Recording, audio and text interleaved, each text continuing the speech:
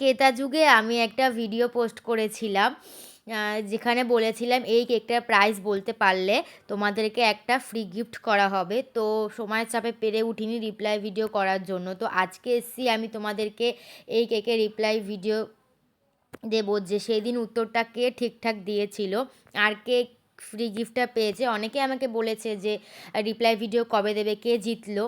তো আজকে তোমাদেরকে আমি বলবো।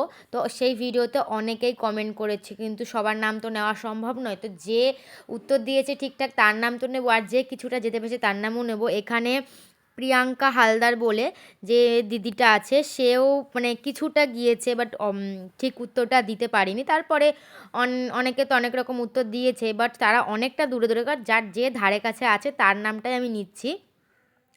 তারপরে তোমার এখানে প্রিয়া বলে যে আছে, সেও কিছুটা ধারে কাছে গেছে।